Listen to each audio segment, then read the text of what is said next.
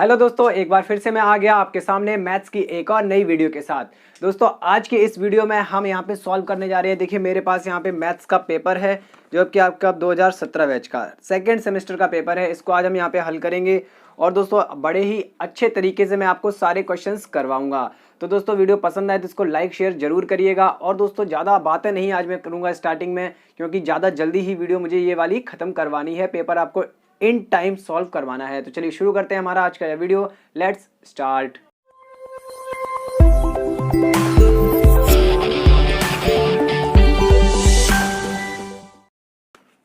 तो दोस्तों देखिएगा, जैसा कि आप देख रहे होंगे ऑब्जेक्टिव क्वेश्चन नंबर 1 लिख के आ रहा होगा आपके पास।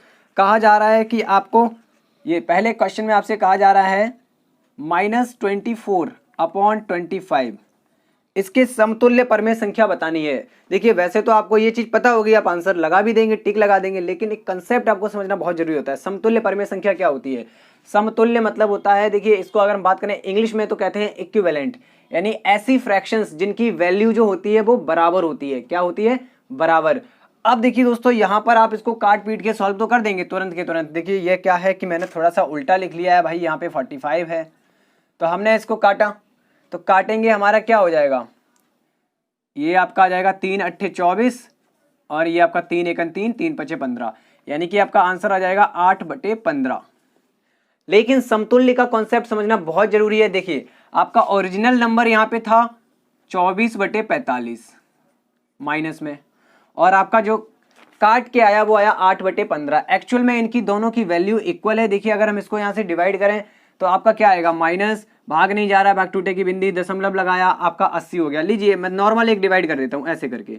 8 था, ये 15 से डिवाइड कर रहे हैं, दशमलव लगाया, 0 बढ़ाया, 15 छिक्का 90 होता है, तो हम करेंगे 15 पना 75।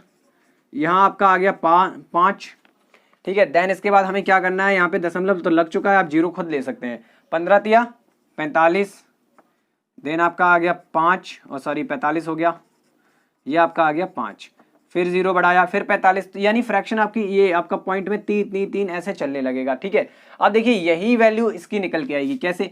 यहाँ पे अगर हम 24 को डिवाइड 24 लिखा हुआ है भाई, थोड़ा सा जल्दी जल्दी में गलतियां होती रहती हैं। 45 से अगर हम डिवाइड करें 24 को तो हमारा डिवाइड तो होगा ही नहीं भाई, तो करेंगे हम 0 पॉइंट लगाएंगे, 0 बढ़ाएंगे।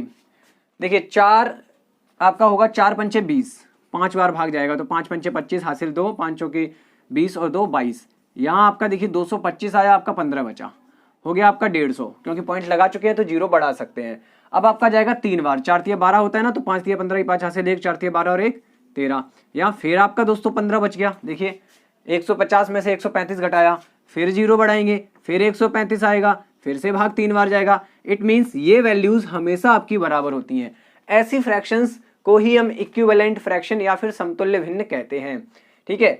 अब यहाँ पे नॉर्मली देखिए अब क्या होता है कि नॉर्मली एक चीज मैं आपको समझा दूं, इतना बड़ा क्वेश्चन नहीं है, आपको ऐसे क्वेश्चन सॉल्व नहीं करना है। देखिए मैंने आपको पहले ही बता दिया, आपको ऐसे क्वेश्चन नहीं सॉल्व करना है भाई।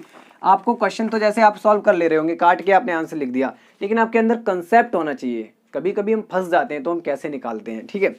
तो ये आपका आंसर यहाँ पे ऑप्शन 2 यहाँ पे करेक्ट था आपका, -8/15, ठीक है।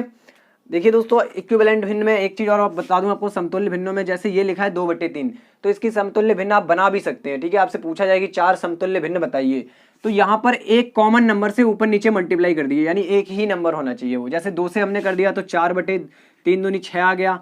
आपको जैसे 3 भिन्न बतानी है तो 2/3 तो वैसा ही रहेगा, आप इसमें इस बार 3 से मल्टीप्लाई कर देंगे। पहले 2 से किया था ऊपर नीचे, अब ऊपर नीचे 3 से कर दिया, तो आपका आ गया 6/9। ऐसे एक और भिन्न निकालेंगे तो आपका आ जाएगा ऐसे 4 से मल्टीप्लाई कर देंगे, 2 3 4 कर दिया, अब 4 दूनी 8, 4 तिया 12, तो ऐसे करके तो आप समतुल्य भिन्न निकाल सकते हैं किसी भी नंबर की।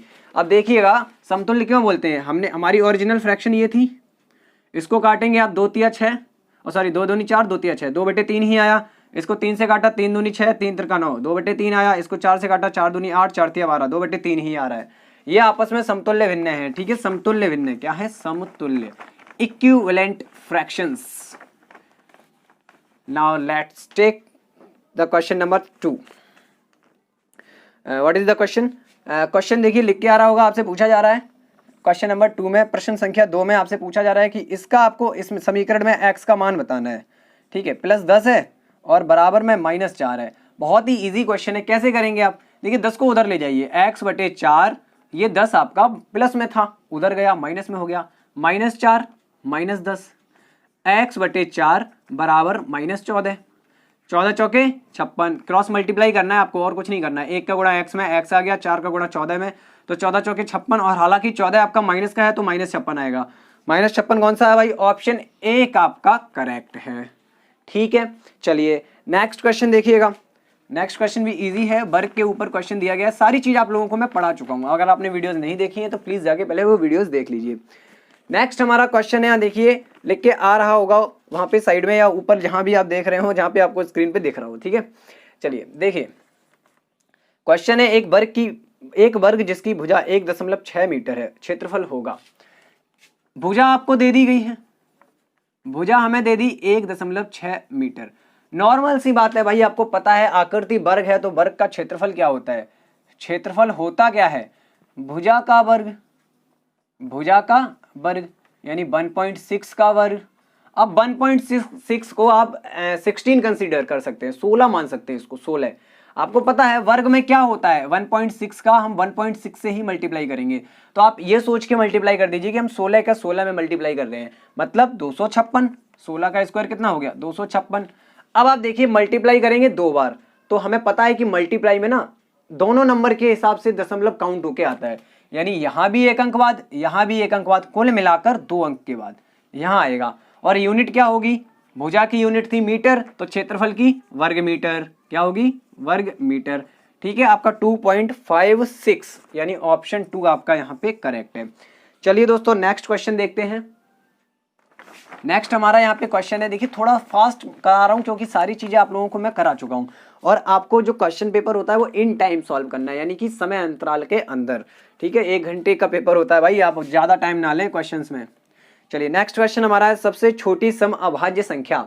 जब मैंने आपको ये पूर्णांक, परमेय संख्याएं, सम संख्याएं, विषम संख्याएं, नेचुरल नंबर यानी प्राकृतिक संख्याएं, होल नंबर्स यानी कि पूर्ण संख्याएं सब बताई थी, तो मैंने आपको बताया था सम संख्याओं में सबसे छोटी सम अभाज्य संख्या और पूछी जा रही है। सम के साथ साथ अभाज्य भी हो, सम तो हो ही और अभाज्य भी हो, तो आपको पता है ऐसा एक ही नंबर है, वो क्या है, 2 यानी 2, ऑप्शन 2, और आपका आंसर भी आएगा 2, ऑप्शन 2 विच मीन्स आंसर भी आपका 2 है, उसी में दिया गया है। ठीक है, ये देखिए आपकी सम भी होती है और अभाज्य भी होती है, और सबसे छोटी है, इससे छोटी कोई सम अभाज्य संख्या है ही नहीं, इससे छोटी हालांकि अभाज्य संख्या ही नहीं है, तो सम अभाज्य कैसे निकाल सकते हैं हम, है ना। समझ रहे होंगे आप, समझदार हो गए काफी सीखते सीखते। चलिए नेक्स्ट क्वेश्चन देखते हैं। नेक्स्ट हमारा क्वेश्चन यहाँ पर है, लिखे आ रहा भाई, आप पढ़िएगा। क्वेश्चन क्या है, किसी त्रिभुज का क्षेत्रफल 45 वर्ग सेंटीमीटर है तथा आधार 15 सेंटीमीटर है, तो ऊंचाई याद कीजिए। क्षेत्रफल दिया गया है आपको, क्षेत्रफल बराबर 45, ठीक है, वर्ग सेंटीमीटर यानी स्क्वायर सेंटीमीटर, और यहाँ पे आपको दिया गया है इसके साथ साथ आधार यानी कि base, which means B, base आपको दिया गया है, आधार दिया गया है 15 सेंटीमीटर। आपको निकालना क्या है, ऊंचाई निकालनी है। तो आपको पता है त्रिभुज का क्षेत्रफल होता है क्या है, 1/2 हाइट इंटू बेस, बराबर दिया गया है 45। भाई ये क्षेत्रफल का फॉर्मूला, ये क्षेत्रफल का मैथमेटिकल रूप, और ये दिया गया है हमें क्वेश्चन में क्षेत्रफल 45, तो हमने दोनों को बराबर रख लिया।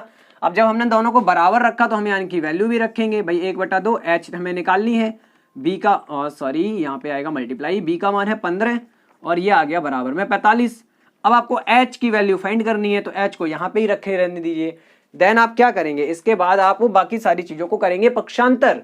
जब आप पक्षांतर करेंगे तो देखिए इनके अपोजिट चिन्ह के साथ जाएंगे, जैसे कि ये गुणा में है तो इधर भाग में, 45 के भाग में, और ये देखिए 1/2, 2 नीचे भाग में है तो उधर 45 के साथ ऊपर गुणा में, मतलब क्या हो गया आपका 15 या 45 और 3 गुणा 2 यानी कि h बराबर 6 सेंटीमीटर। इजी क्वेश्चंस हैं। यहाँ आपका जो विकल्प है, जो ऑप्शन है वो सही है, चौथा ऑप्शन आपका यहाँ पे करेक्ट है। Now let's take the question number 6 on the board. Question number 6 को देखिए। अगर आप क्वेश्चन नंबर 6 को देखेंगे तो आप भाई अब चले गए हैं अति लघु की तरफ। अति लघु उत्तरीय देखते हैं, 6वां प्रश्न। अब छठवां प्रश्न देखिए क्या है कि अब प्रश्न थोड़ा सा ऊपर मैं लिखवाऊंगा, यहाँ हम नीचे सॉल्व करेंगे। क्वेश्चन आपका देखिए लिखा हुआ है और ये बहुत ही फेमस क्वेश्चन है, बहुत ज्यादा आता है, ठीक है, बहुत ज्यादा कंपटीशन के एग्जाम में भी आता है भाई, बहुत फेमस क्वेश्चन है। पूछा गया है कि ए और दिस वैल्यू आपको फाइंड करनी है। अच्छा एक बात बताइए कि अगर मैं ऐसे लिख दूं 5 + 3 या मैं लिख दूं 3 + 5, रिजल्ट में इनके परिणाम में कोई फर्क पड़ेगा? आएगा तो 8 ही। यानी कि आप क्या समझ रहे हैं ये, इसीलिए तो हम जो पहले जो चैप्टर थे ना, आपने देखो पढ़े होंगे कि क्रम विनिमय नियम, वितरण नियम, इन नियमों का यही तो फायदा होता है। आप जानते हैं कि हम जोड़ में क्रम विनिमय नियम का पालन करवा सकते हैं संख्याओं से, यानी उनका क्रम बदल दें तो उनके रिजल्ट पर कोई प्रभाव नहीं पड़ता है। विच मीन्स यहाँ देखिए आपको क्या लग रहा है कि हमें क्या निकालना होगा, ये चीज निकाल सकते हैं, ये और ये है तो एक ही, ठीक है, तो चलिए निकालते हैं भाई। जब आप ये चीज निकाल सकते हैं, कैसे निकाल सकते हैं मैं आपको बताता हूं कैसे निकालेंगे। यहां देखिए ये चीज आपकी कब आएगी, ये स्क्वायर दोनों जगह कब आएगा, थोड़ा सा सोचना है, ये स्क्वायर दोनों जगह कब आएगा, जब हम हमारे किसका, इसका स्क्वायर कर देंगे, आएगा कि नहीं। देखिए अगर हम करते हैं a + 1/a का स्क्वायर करते हैं, हमें पता है ये फॉर्मूला है, a + b के रूप का फॉर्मूला हो गया, क्या हो जाएगा, a² + 1 का स्क्वायर तो 1 होता है भैया, a का स्क्वायर नीचे a² हो गया, प्लस 2 × a × 1/a, 2a भी होता है ना। चलिए अब देखिए दोस्तों यहां ध्यान से थोड़ा सा आप देखेंगे तो ये और ये हो गया कैंसिल आउट हो गया। यहां आपको इसकी वैल्यू फाइंड करनी है, इसका स्क्वायर लगा हुआ है ऊपर, बाद में देख लेंगे इसको भी कैसे होता है, अभी ऐसे ही रहने दो, स्क्वायर लगा रहने दो, बराबर। देखिए इसकी वैल्यू आपको दी गई है 2, हमने लिख दिया 2 + 2। अच्छा ये इतना कितना हो गया, 2 और 2 4 हो गया कि नहीं, 4 हो गया, यानी आपके पास आ गया a + 1/a का होल स्क्वायर बराबर 4। अब भाई आपको नॉर्मल पता है कि हमें अगर ये स्क्वायर हटाना है, हमें तो केवल नॉर्मल वैल्यू चाहिए, और ये चीज एक ही है, स्टार्टिंग में ही क्वेश्चन के मैंने समझा दी। तो हमें नॉर्मल वैल्यू चाहिए, स्क्वायर हटाना है तो आप क्या करेंगे, वर्गमूल लेंगे। जब वर्गमूल लेंगे तो इधर का तो स्क्वायर हट जाएगा और इधर अंडर रूट लग जाएगा भाई, ये याद रखना, यहां से स्क्वायर हटता है और दूसरी तरफ वर्गमूल लग जाता है, वर्गमूल मतलब अंडर रूट। तो हमारा देखिए अब इसको अब जैसे पूछा गया है वैसे लिख सकते हैं, a/a + a, एक ही बात है, इसका वर्गमूल 2। आ गया आंसर। चलिए उम्मीद करता हूं क्वेश्चन आपको समझ में आया होगा। चलिए देखिए दोस्तों अगला क्वेश्चन नंबर 7 भी लिख के आ रहा होगा, और इजी क्वेश्चन आते हैं, टेंशन मत लीजिए, बहुत हड़बड़ाने की जरूरत नहीं है, हड़बड़ाहट में ही गलतियां होती हैं। आपको बताना है -4/9 का गुणात्मक प्रतिलोम। क्या बताना है, गुणात्मक प्रतिलोम। अब जब मैंने पढ़ाया था तो आपने पढ़ा भी होगा भाई, जाहिर सी बात है, अगर आपने मेरी वीडियो देख रखी है, मैंने बहुत अच्छे से समझाने की कोशिश की है इन चीजों को। देखिए गुणात्मक प्रतिलोम में क्या होता है, कुछ नहीं, नथिंग बट वही संख्या आएगी बस पलट के, वही संख्या आएगी बस पलट के, टक टक टक टकाटक, टिकटॉक नहीं कह रहा हूं भाई, टक टकाटक कह रहा हूं, ठीक है। देखिए क्या हो गया कि गुणात्मक प्रतिलोम में वही संख्या आंसर होती है। जैसे इसका गुणात्मक प्रतिलोम क्या होगी कि यही संख्या पलटने के बाद 9 ऊपर 4 नीचे, सपोज दैट दे दिया गया होता 2/3, तो आप क्या लिख देते 3/2। अब भाई यहाँ माइनस था तो माइनस भी लगाना पड़ेगा भाई, लगाना पड़ेगा ना, वही संख्या पलट के। ओके, गुणात्मक प्रतिलोम हो गया। नेक्स्ट क्वेश्चन, और नेक्स्ट क्वेश्चन आपका रेशियो और प्रोपोर्शन से भी कर सकते हैं, और भी बहुत सारे तरीके होते हैं। देखिए क्वेश्चन को करने के तरीके बहुत सारे होते हैं अगर आपने समझे हैं तो। नेक्स्ट क्वेश्चन हमारा है 5 पुस्तकों का मूल्य 7 पुस्तकों के मूल्य से 72 कम है। ये एक इक्वेशन का फॉर्म है, 5 पुस्तकों का मूल्य 7 पुस्तकों के मूल्य से 72 कम है।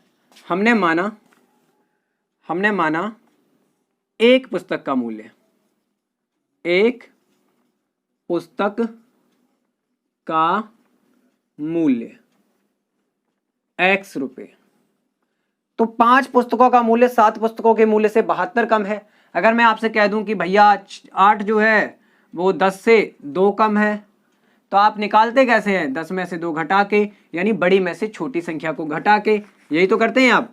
तो यहाँ से सिंपल इक्वेशन क्या बनेगा, आप देखिए, आप खुद देखिए, एक पुस्तक एक्स रुपए की, सॉरी, एक पुस्तक एक्स रुपए की, तो 5 पुस्तकें, 5 गुणा एक्स, विच मीन्स 5x रुपए की, है ना। जैसे आप सोचिए कि एक पुस्तक अगर 2 रुपए की है तो आप खरीदने गए, आपको 5 पुस्तक लेनी है, तो आप क्या करेंगे, 2 को 5 बार जोड़ेंगे, मतलब एक पुस्तक, एक और पुस्तक, एक और पुस्तक, एक और पुस्तक, तो ये आपकी ये 5 बार जुड़ रहा है।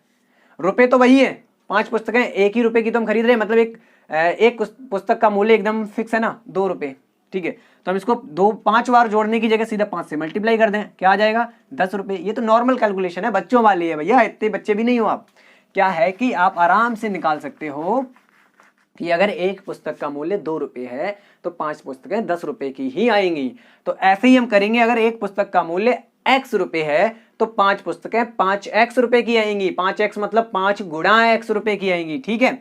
ऐसे ही 7 पुस्तकें 7 गुणा x रुपए की आएंगी। तो बस आपको कुछ नहीं करना है, बस ये कुछ नहीं लिखना है, समीकरण बनाना है। आपको क्या बोला मैंने, समीकरण में आपको दिया गया कि 5 पुस्तकों का मूल्य 7 पुस्तकों के मूल्य से 72 कम है, तो 7 पुस्तकों में से 5 पुस्तकें घटाने पर आना चाहिए 72। 7 पुस्तकों के मूल्य में से 5 पुस्तकों का मूल्य घटाने पर आना चाहिए 72, क्योंकि ये 72 कम था भाई, दोनों का अंतर 72 था। कैसे भी समझिए आप इसको, एक तरीके से और बना सकते हैं, आपने एक तरफ लिखा 5 और एक तरफ लिखा 7। अब ये एक तुल्यता समीकरण बनाना है। सोचिए क्या कहा जा रहा है कि 5 पुस्तकों का मूल्य 7 पुस्तकों के मूल्य से 72 कम है। कम कौन है, ये है ना कम, है ना ये कम। अब आप बताइए बराबर कैसे कर सकते हैं, अगर ये कम है तो मतलब कम, 72 कम, ठीक है, 72 लिख दिया हमने। तो क्या बन गया, ये 72 इधर आया और ये उधर गया, यानी 7x माइनस 5x, ये उधर जाएगा तो सॉरी माइनस में, और ये इधर आएगा तो प्लस में। समीकरण यही बन के आएगा, समीकरण वही बन के आएगा जो मैंने बना के लिखा है। आप नॉर्मल, मैंने इसीलिए आपको बेसिक समझा दिया था कि 10 अगर मैं कह दूं कि भैया 8 10 से 2 कम है, 8 10 से कितना कम है, तो आप क्या बताएंगे, 2 कम है। कैसे निकालेंगे, घटा के। तो मैंने क्या किया, बड़े वाले में से छोटा वाला मूल्य घटा दिया, बचा हमारा 2x बराबर 72, x बराबर 72 बटे 2, 2 से कट गया 36 बार में, x बराबर 36 रुपये। x हमने क्या माना था, एक पुस्तक का मूल्य, और यही आपसे पूछा गया है। देखिए क्वेश्चन में ध्यान से ये पूछा गया, एक पुस्तक का मूल्य बताइए। चलिए समझ में आया ना, चलिए तुरंत लाइक ठोक दीजिए, एकदम दबा के लाइक कर दीजिएगा वीडियो को। अगला सवाल देखते हैं, हमारा अगला सवाल क्या है, देखिए 3 क्रमागत संख्याओं का योग 87 है, द्वितीय क्रमागत संख्या का मान ज्ञात कीजिए। चलिए 9वां क्वेश्चन, देखिए आपको क्रमागत संख्याएं लेनी आनी चाहिए। क्रमागत संख्या मतलब होता है एक क्रम की संख्याएं। अगर आप एक संख्या, देखिए अब यहां पे मैं बताता हूं, माना क्रमागत संख्याएं कैसे मानते हैं। अगर आपने एक x मानी तो दूसरी इसके बाद क्या हो जाएगी, दूसरी आप मानेंगे x प्लस 1। देखिए क्रम कैसे होता है, 1 2 3 4, यही तो एक क्रम में है, एक एक बढ़ता चला जा रहा है, तो आप ऐसे लेंगे। नॉर्मल क्रमागत बोल दिया जाए तो ऐसे लेंगे, फिर उसमें अलग अलग कंडीशन आती हैं कि 3 क्रमागत सम संख्याएं, 3 क्रमागत विषम संख्याएं, तो उनकी चीज अलग है, ठीक है, वो अलग अलग तरीके से ली जाती हैं। तो यहाँ नॉर्मल लिखा है कि 3 क्रमागत संख्याएं, तो हमने मान ली ये है, x प्लस 2 हो जाएगी अगली, x प्लस 1 x प्लस 2 है। तो प्रश्नानुसार कुछ नहीं करना है, बस डाल दीजिए प्रश्नानुसार, प्रश्न के अनुसार।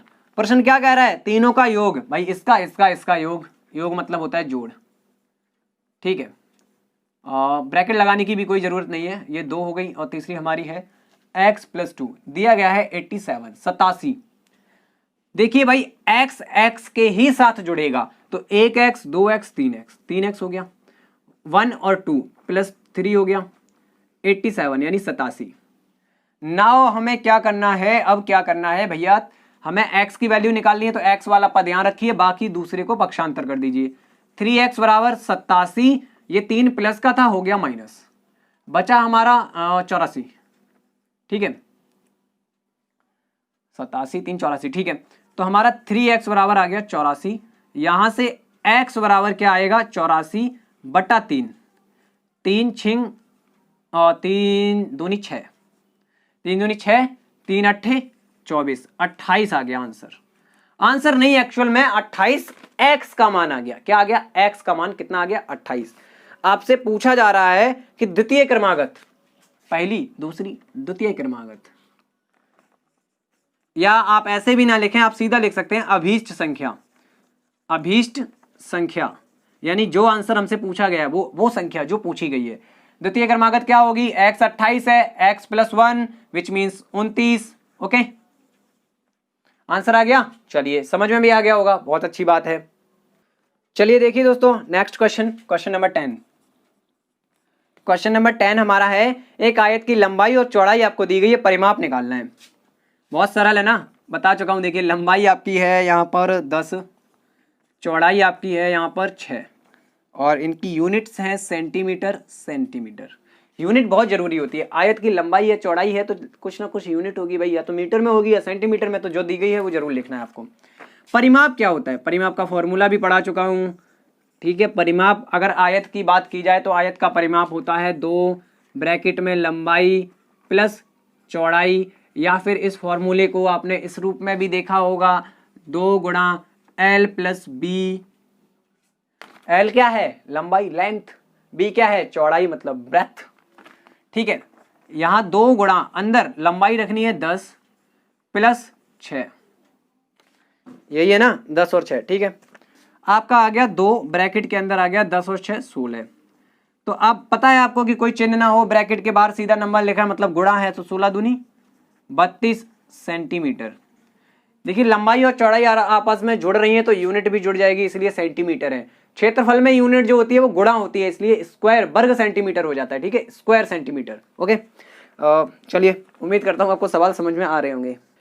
अब भाई देखिएगा 11वां सवाल। 11वां सवाल आपका क्या है वो भी लिखा होगा, पढ़ लीजिए। बर्तन में कितना पानी है? पानी का आयतन, पानी का आयतन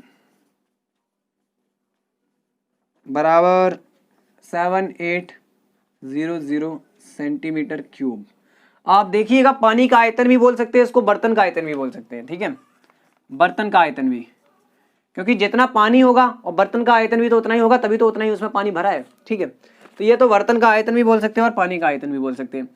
देखिए, करना कुछ नहीं है सवाल में, आपको आयतन दिया गया सेंटीमीटर क्यूब में, बस आपको इसको लीटर में बदल के बताना है। मैंने आपको बताया भी था, आयतन और लीटर में क्या आती है? धारिता। दोनों एक दूसरे से कनेक्टेड होती हैं, दोनों एक दूसरे का ही रूप हैं, बस आयतन सेंटीमीटर क्यूब में होगा या मीटर क्यूब में होगा, और धारिता लीटर में होगी। किसमें? लीटर में। तो हमें पता है भाई, हमें पता है, या हम यहां लिख सकते हो आप, हम जानते हैं भाई, अपनी ज्ञानी हो तो आप जानते हो, हम जानते हैं कि 1000 सेंटीमीटर क्यूब बराबर होता है 1 लीटर। 1000 सेंटीमीटर क्यूब बराबर होता है 1 लीटर। बस इतना सेंटीमीटर क्यूब कितना आएगा? लीटर। अब देखिए दोस्तों, क्या है कि जब आपको लीटर में बदलना है तो आप क्या करेंगे? सीधा सीधा 7800 सेंटीमीटर क्यूब के बारे में निकालना है, तो भाई इससे 1000 से भाग, 1 गुणा 1000 से भाग, और 7800 से गुणा, हो गया। 1000 से भाग, 7800 से गुणा, 2 0 कैंसिल। मैं सोच रहा हूं ये सवाल आपको थोड़ा कम समझ में आ रहा होगा, मुझे लग रहा है। अगर आपको कंसेप्ट याद नहीं है, नहीं कर पा रहे हैं, कोई बात नहीं। आप पता है कि 1 लीटर में भाई 1000 सेंटीमीटर क्यूब होता है, सीधा सीधा 1000 से डिवाइड कर दो। हम लिख सकते हैं कि 1 लीटर में होता है 1000 सेंटीमीटर क्यूब। ठीक है, तो हमें क्या करना है, अपने क्वेश्चन को हम इसमें लिखेंगे 7800 सेंटीमीटर क्यूब बराबर हो जाएगा आपका 7800 अपॉन 1000, 1000। ये 2 0 कैंसिल। ठीक है, आपका ये दोनों 0 कट गई, बचा नीचे 10, 10 से भाग देंगे तो 7.8 आ जाएगा, एक अंक बाद दशमलव आ जाएगा, इतना लीटर। ठीक है, 7.8 लीटर हमारा आंसर यहाँ पे करेक्ट होगा। अब भाई, अब हम मूव कर चुके हैं, आगे बढ़ चुके हैं लघु उत्तरीय प्रश्न की तरफ। 2-2 नंबर के आंसर वाले, मतलब 2 नंबर मिलेंगे अगर आप आंसर देंगे। तो चलिए देखते हैं। एक वर्गाकार पार्क जिसकी भुजा 30 मीटर है, इसके चारों ओर 1 मीटर चौड़ा रास्ता है। पार्क में 2 रुपये प्रति वर्ग मीटर की दर से घास लगवाने का खर्च याद कीजिए। क्वेश्चन आप पढ़ लीजिए। देखिए, मैंने आपको ऐसे क्वेश्चन करा रखे हैं। एक वर्गाकार पार्क आपको बनाना है, ठीक है, ऐसे करके एक पार्क आपको बनाना है। देन आपसे कहा गया है कि वर्गाकार पार्क के चारों ओर रास्ता है। तो दोस्तों वर्गाकार पार्क के चारों ओर यहाँ आपको याद रखना है अंदर की तरफ लेना पड़ेगा। कहाँ? अंदर की तरफ, ऐसे चारों ओर यानी कि अंदर की तरफ, ये रास्ता हो गया आपका। ठीक है, अब आप बताइए कि वर्ग की भुजा कितनी दी गई थी? 30 मीटर भाई। ये कितनी थी? 30 मीटर। यहां से देखिए दोस्तों, 1 मिनट रुकिएगा, मार्कर लेके आता हूं।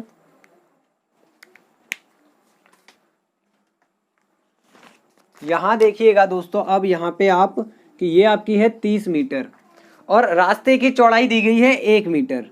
इतनी कितनी है? 1 मीटर। ध्यान से देखना, समझ में आ जाएगा, बिल्कुल समझ में आएगा। ये है 1 मीटर। आपसे पूछा जा रहा है कि पार्क में 2 रुपए प्रति वर्ग मीटर की दर से घास लगवाने का खर्च ज्ञात कीजिए।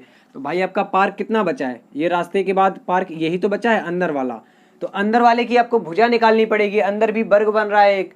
तो यहां से देखिए आप 1 मीटर ये कम हो गया, 1 मीटर ये कम हो गया, कुल मिलाकर अंदर वाले वर्ग की भुजा निकली 28 मीटर।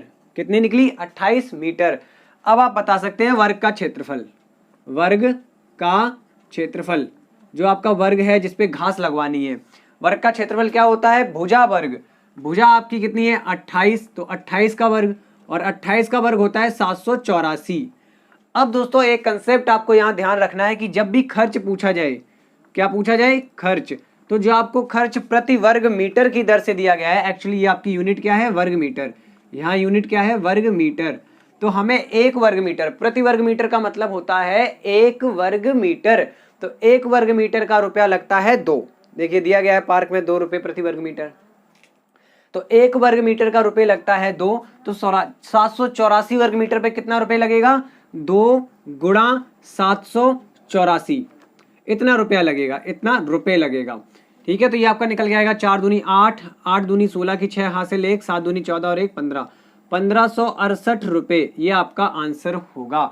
ध्यान देने वाली चीज ये थी कि रास्ता आपको अंदर की तरफ लेना है। ठीक है, वर्ग में अंदर की तरफ रास्ता है। ठीक है, वर्गाकार पार्क जो है।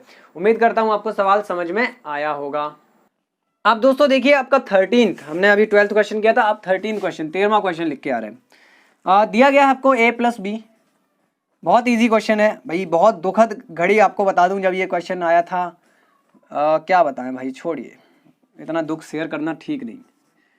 आपसे पूछा क्या जा रहा है? a² - b² बराबर निकालना है आपको, है ना।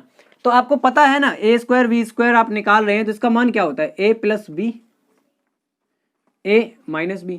भाई ये फॉर्मूला आपको पढ़ाया है मैंने, कईयों बार पढ़ाया है। a² - b² बराबर, एक ब्रैकेट में जुड़ते हैं दूसरे में घटते हैं। a + b दिया गया है 12, दोनों ब्रैकेट देखिए यहां और यहां, बीच में बिना किसी चिन्ह की गुणा के साथ है। तो इसका 12 गुणा इसका 2, आंसर आ गया 24। इतने से सवाल के आपको 2 नंबर मिल रहे हैं, देख लीजिए, ये है BTC। चलिए अगला क्वेश्चन देखते हैं भाई। हार्ड क्वेश्चन भी आते हैं, ऐसी कोई बात नहीं है। ठीक है, हार्ड भी आते हैं, ऐसा ना सोचें कि इतना सरल भी आता है। देखो सरल और कठिन का मिश्रण करके ही तो पेपर बनाया जाता है। 14वां क्वेश्चन देखिए, 14वां क्वेश्चन में क्या कहा गया है कि एक न्याय पंचायत में 3x + 2 ग्राम सभाएं हैं। यदि प्रत्येक ग्राम सभा में इतने मतदाता हैं तो आपको बताना है कुल मतदाताओं की संख्या। ग्राम सभाएं, ग्राम सभाएं, कुछ नहीं करना है, एक चीज थोड़ी सी मैं आपको बताऊंगा वो याद रखनी है, x + 2। अब यहां पे आपको दिया गया है, इस जगह दिया गया है x = 2।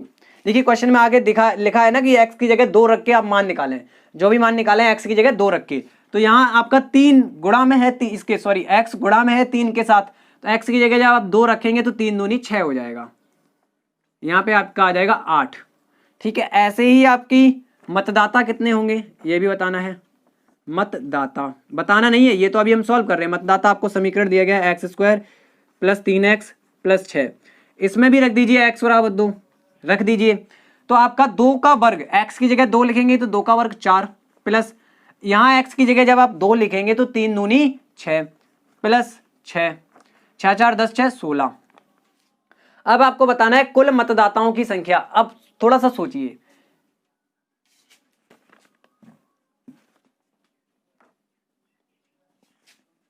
एक समझाने का तरीका देखिए क्या है, ये आपको थोड़ा सा अच्छे से समझ में आए कि एक न्याय पंचायत है, ठीक है, उसमें ग्राम सभा है। देखिए क्या होता है कि एक न्याय पंचायत होती है ना, ऐसे समझिए, बड़ी सी एक न्याय पंचायत है भाई, इसमें ग्राम सभाएं हैं, ठीक है, ऐसे ऐसे करके ग्राम सभाएं हैं, बहुत सारी ग्राम सभाएं ग्राम सभाएं ग्राम सभाएं। अब क्या कहा गया आपसे कि प्रत्येक ग्राम सभा में मतदाता हैं। तो देखिए हमारी कितनी ग्राम सभाएं हैं, आप देखिए ध्यान से, कितनी ग्राम सभाएं हैं। मैं बहुत इजी आपको समझाने की पूरा इजी समझा दूंगा। ग्राम सभाएं थी हमारी 8, तो हमने 8 बना लिए, ये देखिए 4 4 8 हो गई, है ना।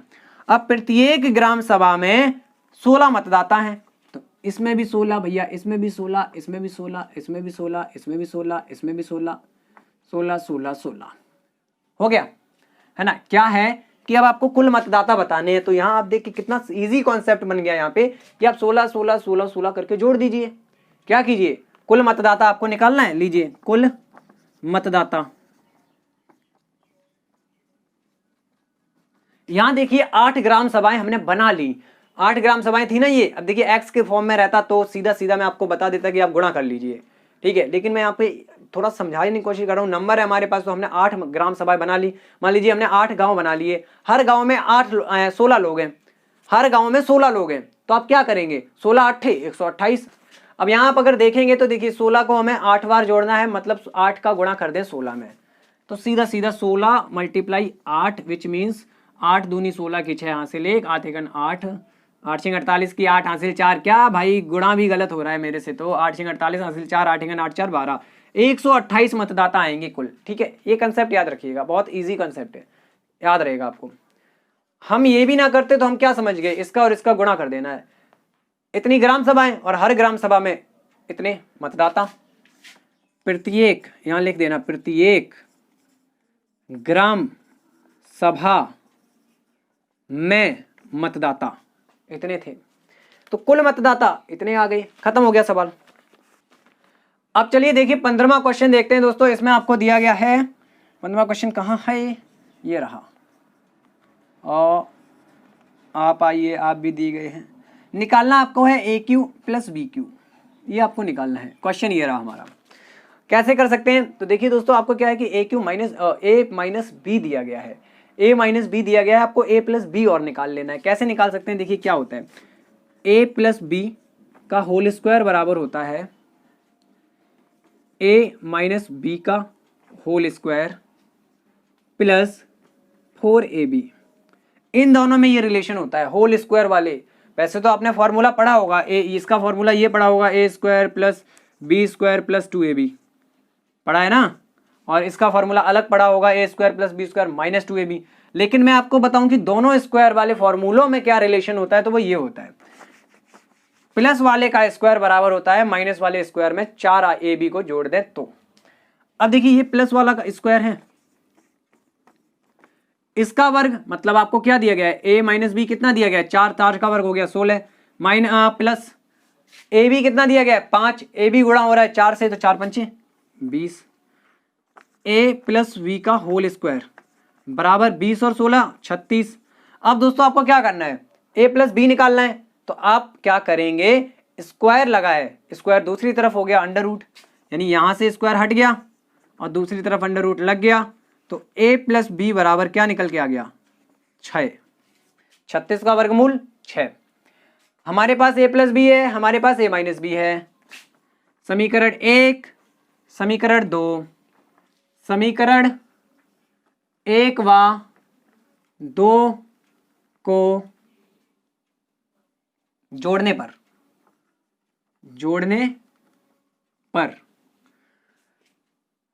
तो समीकरण 1 और 2 को आप जोड़ेंगे अगर, तो क्या मिलेगा आपको, देखिए ध्यान से देखिए क्या मिल सकता है। अगर आप इस समीकरण को दोनों को जोड़ दें, तो जोड़ते कैसे हैं, A - B बराबर में 4 दिया गया है, इसी के नीचे दूसरा वाला लिखेंगे, A + B बराबर 6 आया था, इनको जोड़ दिया, जोड़ने पर देखिए A और A 2A हो गया, -B + B कैंसिल हो गया। कैंसिल क्यों हो गया, अपोजिट साइन है, जुड़ने पर घट जाएंगे, जुड़ने पर घट जाएंगे, मतलब ऐसे देखिए -B + B 0 ही तो हो रहा है, इसलिए काट दिया मैंने।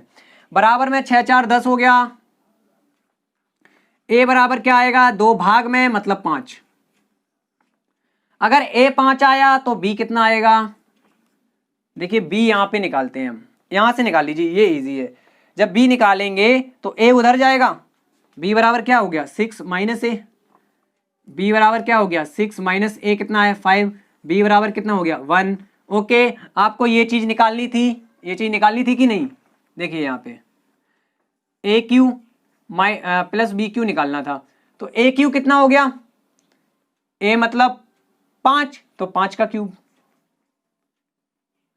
प्लस बी मतलब 1 का क्यूब 5 का क्यूब 125, 1 का क्यूब 1, आंसर आ गया 126। यही आपका आंसर है। मैंने बोला था ना ये क्वेश्चन है, ये तगड़ा क्वेश्चन है भाई, ये है 2 नंबर के लायक। इसको सीखना, थोड़ा वीडियो को रिवाइंड करके देखना कैसे किया जाता है। एक समीकरण a माइनस बी दिया गया हो तो दूसरा आपको एक समीकरण और बनाना है इस फॉर्मूले से, ठीक है। चलिए, उम्मीद करता हूं सवाल आपको समझ में आया होगा। अब दोस्तों देखिएगा हमारा अगला और 16वां प्रश्न।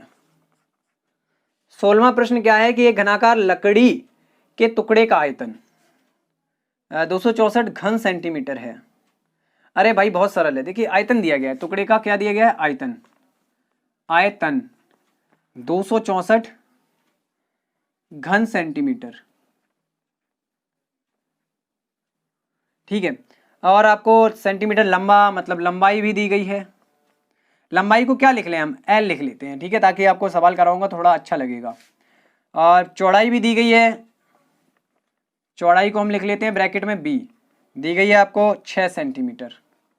आपको निकालनी है ऊंचाई, सवाल आपने पढ़ दिया होगा, आपको क्या निकालनी है, ऊंचाई निकालनी है, हाइट, ठीक है। तो आपको पता है कि आयतन क्या होता है, आयतन क्या होता है, लंबाई गुणा चौड़ाई गुणा ऊंचाई, यही तो होता है। ये भी आयतन, ये भी आयतन, देखिए एक या तो आप ऐसे कर सकते हैं कि आयतन बराबर आपको दिया है 264, ठीक है।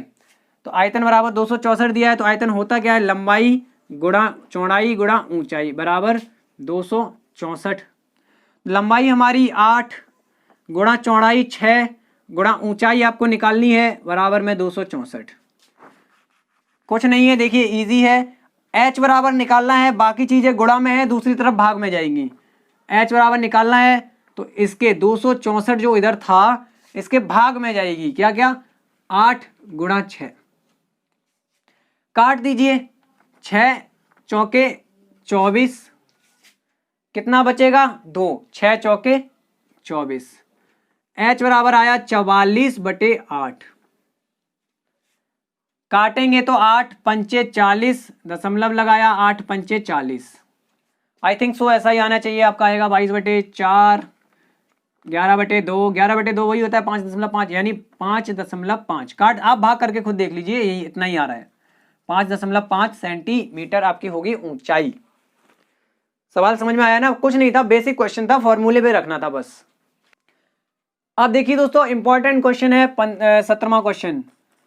ये कंसेप्ट समझना है आपको, ध्यान से देखना कि एक रेलगाड़ी 120 मीटर लंबे प्लेटफॉर्म को 12 सेकंड में पार करती है। बहुत ही बढ़िया क्वेश्चन है। यहाँ आपको दी गई है प्लेटफॉर्म की लंबाई, प्लेटफॉर्म की लंबाई बराबर 120 मीटर। उसके बाद आपको दिया गया है प्लेटफॉर्म को पार करने में जो समय लग रहा है, यानी टाइम टेकन, यानी समय बराबर 12 सेकंड, ठीक है। और एक खंबे को यहां लिख देंगे, प्लेटफॉर्म को पार करने का समय, ठीक है, 12 सेकंड है। और खंबे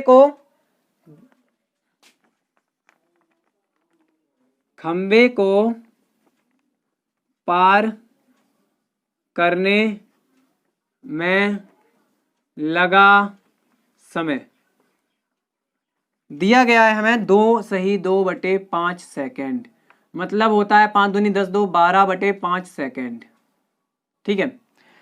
अब आपको करना क्या है, क्वेश्चन को समझ लिया आपने। अब मैं आपको कुछ चीजें समझाता हूं कि जब भी ऐसा क्वेश्चन आए आप क्या करेंगे।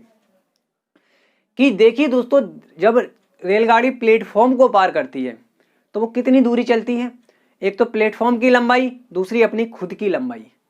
ऐसे देखिए, दिस इज प्लेटफॉर्म, ये रेलगाड़ी मेरी उंगली जितनी लंबी, यहां से एंटर करी, ऐसे निकलेगी, तो जब पार कर जाएगी तो मतलब क्या हुआ, प्लेटफॉर्म के साथ साथ अपनी लंबाई, यानी देखिए रेलगाड़ी की कुछ लंबाई होती है, हम व्यक्ति जैसी तो होती नहीं है कि जैसे हम एक नॉर्मल इंसान है चलते हुए गए प्लेटफॉर्म को पार कर गए तो हम यही कहेंगे कि प्लेटफॉर्म जितना लंबा है उतना ही चले हम। लेकिन रेलगाड़ी की खुद की एक लंबाई है ना, पहले तो इंजन यहाँ पे जाएगा ना, इंजन जाने के बाद जब लास्ट वाली बोगी निकल जाएगी पूरी, तब हम कहेंगे कि पार कर गई। यानी कि जब रेलगाड़ी प्लेटफॉर्म को पार करती है तब वो अपनी लंबाई के साथ साथ प्लेटफॉर्म की लंबाई चलती है। समझाने का मतलब यह है कि प्लेटफॉर्म का क्वेश्चन जब आता है तो हम रेलगाड़ी द्वारा चली गई दूरी प्लेटफॉर्म की लंबाई के साथ साथ ट्रेन की लंबाई भी मानते हैं, उसमें जोड़ते हैं कुल दूरी में। और जब खंबे को पार करती है तो खंबा यूं लगा है, सटाक से पार कर गई।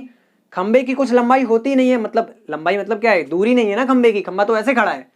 तो खंबे को जब पार करती है तो जितना खुद की लंबाई है उतना ही चलती है।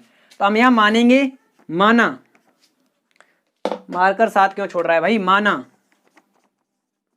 रेलगाड़ी की लंबाई, रेलगाड़ी की लंबाई x मीटर है। क्या है, x मीटर। अब देखना ध्यान से भाई, आप एक बात बताओ मुझे कि रेलगाड़ी की चाल तो दोनों में बराबर ही है। आपसे यह कहा गया है कि रेलगाड़ी ऐसे प्लेटफॉर्म को पार कर गई जूं, ऐसे खंबे को पार कर गई जूं, तो उसी स्पीड से तो गई, उसी स्पीड से तो गई। तो चाल आपको बस दोनों तरफ की बराबर रखनी है, आंसर आ जाएगा। आपको बस चाल बराबर रखनी है। तो देखिए पहली चाल क्या निकल के आएगी, पहली चाल क्या निकल के आएगी, जब प्लेटफॉर्म को पार कर रही है तब क्या निकल के आएगी, चाल होती क्या है, चाल बराबर दूरी बटे समय। ठीक है, तो अब यहां से देखना आप, चाल आपकी क्या निकल के आएंगी, दोनों चालें आपको बराबर लेनी है। पहले जब प्लेटफॉर्म को पार किया उसने तो उसने दूरी चली प्लेटफॉर्म की लंबाई प्लस अपनी लंबाई, इतनी दूरी चली। समय कितना लिया, 12 सेकंड। और दूसरी चाल आपकी क्या आएगी, देखिए आप दोबारा भी लिख सकते हैं, चाल बराबर दूरी बटे समय, तब इसकी चाल। तो यहां चाल क्या आएगी, आखिर में है तो दोनों बराबर, तो इसीलिए मैंने बराबर लगा के आगे लिख दिया। जब दूसरी चाल आएगी तो आपका क्या होगा, खंबे को पार कर रही है मतलब अपनी लंबाई के बराबर दूरी चलेगी। और समय कितना है, 12/5। जब यहाँ 12/5 लिखेंगे हम तो ये क्या हो जाएगा, 5 ऊपर चला गया, 5x/12 हो जाएगा, हो जाएगा। चलिए मान लिया भैया, हो गया, आपने कहा हमने मान लिया। अब हमें क्या करना है भाई, अब हमें करना है इन दोनों, इस समीकरण को हल। ये टाइप के समीकरण आप हल कर चुके हैं। हमें क्या मिला, 120 + x/12 बराबर 5x/12। आपने क्या किया, सटाक से 12 काट दिया। कल की वीडियो में मैंने बताया था ऐसे काट सकते हैं, नई वीडियो देखिए आप, जाके देखिए। यहां मिला हमें 120 + x बराबर 5x। ये x उधर जाएगा तो 5x में से घट जाएगा, बराबर में है 120। 4x बराबर 120, x बराबर 4 से भाग करेंगे तो 30 मीटर। रेलगाड़ी की लंबाई है 30 मीटर। लेकिन भैया आपको तो चाल बतानी होगी, मुझे याद है जहां तक क्वेश्चन में चाल पूछी गई होगी वो भी किलोमीटर प्रति घंटा में, यहाँ मीटर प्रति सेकंड में दिया गया है, किलोमीटर प्रति घंटा बतानी है।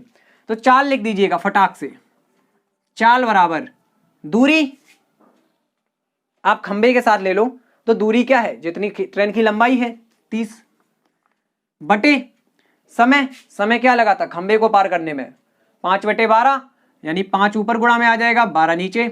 अब भाई ये चाल किस में आएगी, आप देखो ना, दूरी है मीटर में और समय है सेकंड में, तो मीटर प्रति सेकंड में आएगी। और मीटर प्रति सेकंड से किलोमीटर प्रति घंटा में बदलने के लिए आपको करना पड़ेगा 5/18 का गुणा। कुछ नियम आपको याद रखने होते हैं। मीटर प्रति सेकंड से किलोमीटर प्रति घंटा में बदलने के लिए 18/5, सॉरी माई मिस्टेक, 18/5 से गुणा, 18/5 से आप गुणा करेंगे तो 5 से 5 कैंसिल, 6 दूनी 12, 6 तिया 18, इससे काटेंगे तो 15, 15 तिया 45 किलोमीटर प्रति घंटा। ये आपकी चाल आएगी निकल के 45 किलोमीटर प्रति घंटा। सवाल थोड़ा टफ था, आप जाके वीडियो रिवाइंड करके इसको आसानी से देखिए तो थोड़ा समझ में आपको आएगा।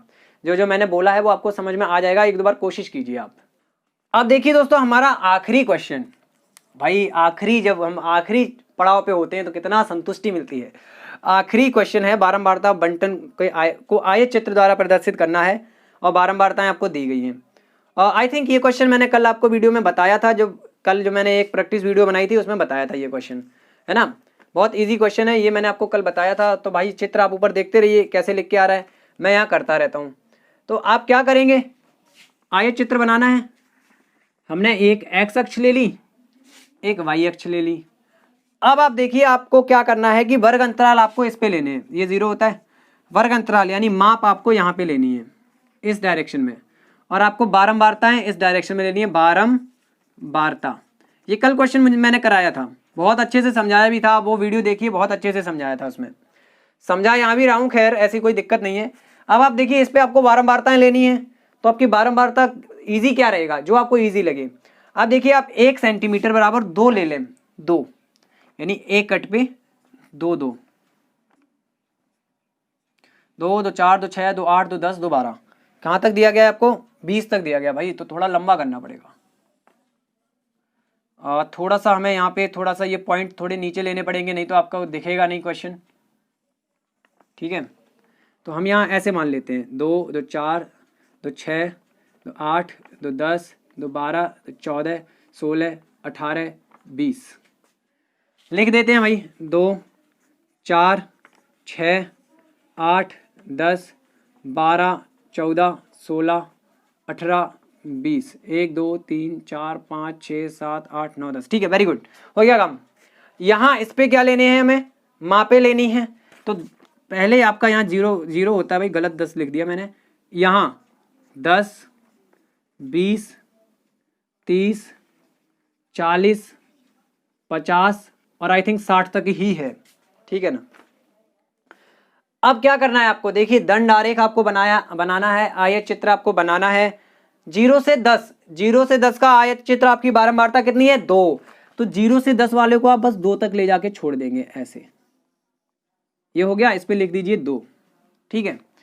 इसके बाद 10 से 20 वाले की बारंबारता है 8, तो 8 कहाँ है, ये रहा, तो 10 से 20 इनको उठा के 8 तक लाना है ऐसे, 10 से 20 यानी इस वाले को, तो 10 से 20 मतलब ये लाइन उठ के आएगी 10 वाली और 20 वाली, कहाँ तक, 8 तक।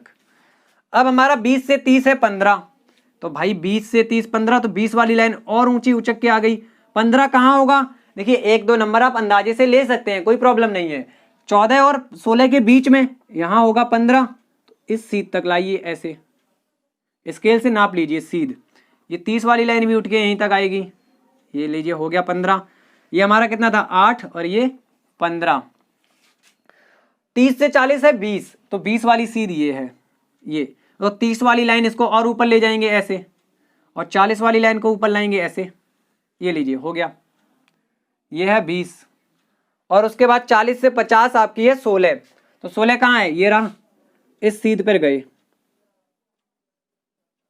40 से 50 यानी ये रहा 50, और 40 वाली तो ऊंची थी, तो आप यहां से जोड़ दीजिए ऐसे, ठीक है, ये नापना है आपको, मैं तो ऐसे सीध ले रहा हूं एक तरीके से, और 50 से 60 आपकी है 6, तो 6 ये रहा भाई, इस सीध में कहीं यो यो यो यो यो ये आगे, ट्यों, ये 6 और ये हमारी थी 16, ठीक है। इसको थोड़ा चित्रकारी कर दीजिए, ऐसे करके लाइनिंग कर दीजिए स्केल से, और अच्छा लगेगा यूं इस टाइप से, बहुत अच्छी बात है।